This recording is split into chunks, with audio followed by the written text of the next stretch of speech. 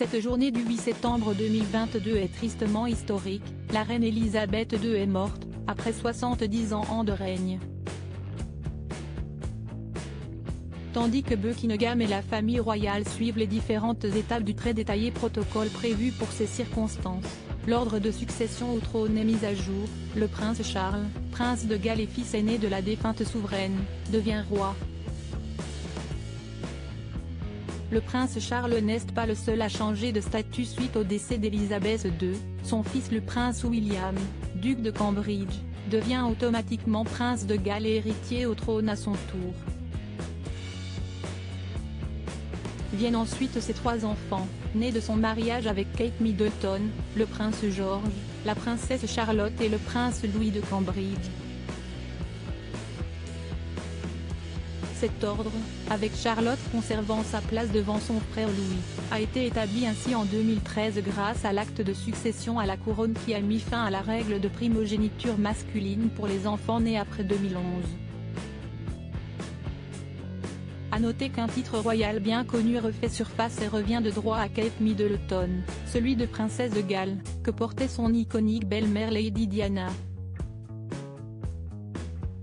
Bien qu'il ait pris ses distances de la monarchie en 2020 pour s'installer en Californie, le prince Harry accède aujourd'hui à la 5e position, devant son fils Archie, 6e, et sa fille Lilibet, 7e, née de son mariage avec l'ancienne actrice américaine Meghan Markle. Le Mégori a certes secoué la couronne, mais il n'a pas changé l'ordre de succession pour autant. La princesse Anne et ses enfants restent derrière un autre scandale royal a menacé l'ordre des descendants légitimes d'Élisabeth II, les démêlés judiciaires de son deuxième fils le prince Andrew, duc d'York, accusé d'agression sexuelle sur mineurs aux États-Unis.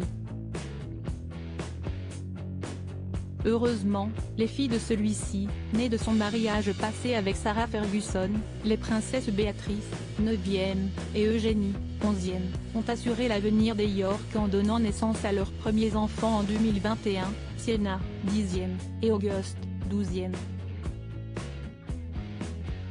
À la 13e place, nous retrouvons le prince Edward, comte de Wessex, suivi de son fils James Mountbatten-Windsor, vicomte Severn, et de sa fille Lady Louise Mountbatten-Windsor, née de son mariage avec Sophie, comtesse de Wessex.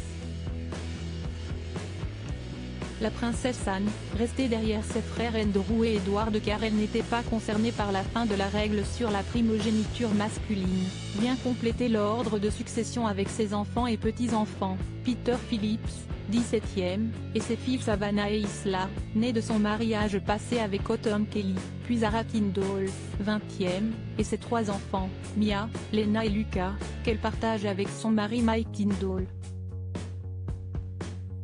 Nouvel ordre de succession au trône britannique, 1.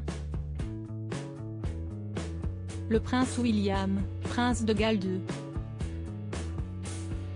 Le prince George de Cambridge 3.